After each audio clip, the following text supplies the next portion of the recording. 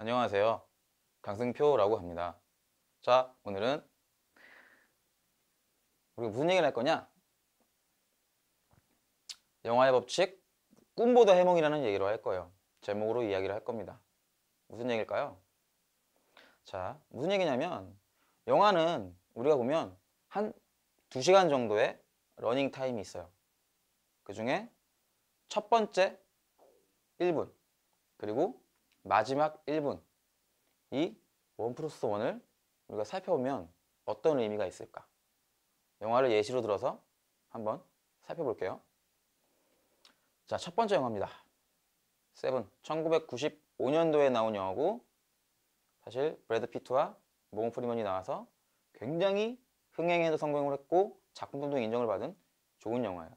이 영화가 도대체 어떻게 만들어졌길래 이렇게까지 사람들한테 높은 평점을 받았을까요? 살펴보죠. 첫 번째 씬입니다.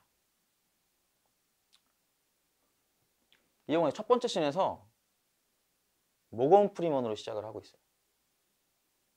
이거는 좀 의미가 있는 거죠. 왜냐하면 이 영화에는 굉장히 굵직굵직한 배우들이 나와요.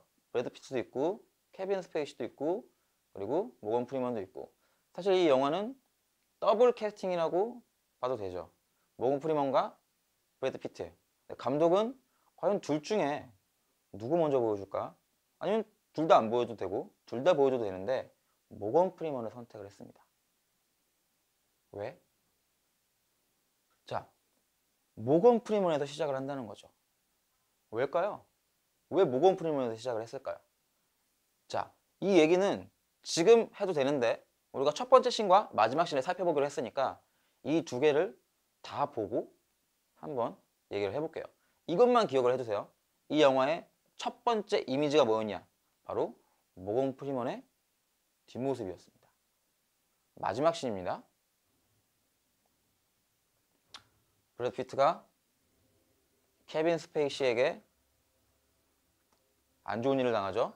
케빈 스페이시가 브래드 피트의 와이프를 살해해요. 열이 받은 브래드 피트가 케빈 스페이시를 살해하죠. 연기 잘하죠? 총도 잘 쏘고 잘생겼고 안젤리나 졸리의 남편이고 애들도 많고 돈도 많고 나이도 많고 브래드 형. 자, 이렇게 살해를 하고 굉장히 영화는 슬프게 끝이 나는 듯 보여집니다. 근데 이 영화의 마지막 장면은 과연 뭐냐는 거죠. 이 컷일까요? 이 브래드 피트의 세상을 다 잃은 것 같은 눈빛? 그럴 수도 있었겠죠. 거기에서 영화를 끝냈을 수도 있었을 거예요. 근데 이 영화는 모건 프리먼으로 시작을 해서 브래드 피트를 다시 이렇게 떠나보내고 화면 밖으로 떠나보내고 모건 프리먼으로 돌아옵니다. 사실은 이 장면이 굉장히 멋져서 이 장면에서 끝내도 괜찮았을 것 같아요. 근데 이 영화는 그렇게 하지 않고 있어요. 모건 프리먼에서 시작을 해서 브래드 피트가 겪는 일들을 이야기를 하다가 다시 모건 프리먼으로 돌아옵니다. 자, 정리를 좀 해볼까요? 자, 감독이 이 영화를 어떻게 구성을 했냐는 거죠. 모건 프리먼으로 시작을 해서 이야기가 막 펼쳐져요. 그리고 이 안에 있는 사건들은 대부분 브래드가 겪는 일들입니다. 그럼 사실은 이 영화를 주인공이 누구냐고 하면 브래드라고 생각하는 게 어떻게 보면 편할 수도 있겠죠. 근데 이 영화는 다시 모건 프리먼의 얼굴에서, 모건 프리먼의 모습에서 끝이 나요. 무슨 얘기냐? 이 사건 누구의 시점으로 보여주고 있는 거죠? 3인칭 관찰자 시점으로 보여주고 있는 거죠. 이 사건을. 자, 이 감독은 왜 이렇게 했을까요?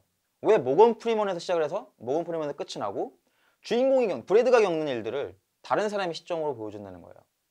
그거는 이렇게 보여줘야만 이 영화가 관객들이 느끼기에 더 끔찍할 수 있다. 이 사건이 더 무서울 수 있다는 걸 감독은 의도를 한 겁니다. 물론 이게 좋은 선택이었는지 나쁜 선택이었는지는 관객들이 느끼고 판단해야 될 일이죠. 이 영화는 20년이 지났고 사실 어마어마한 호평을 받았어요. 그리고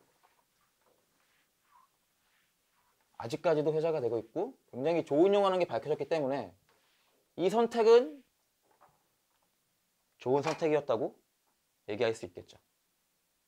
데이비드 핀처 감독은 이 범죄 스릴러 영화를, 미스테리 영화를 3인칭 관찰자 시점으로 보여주기 위해서 첫 번째 씬과 마지막 씬을 사건을 겪는 사람이 아닌 사건을 겪는 사람의 주변인에서 영화를 시작을 하고 끝을 맺은 거예요.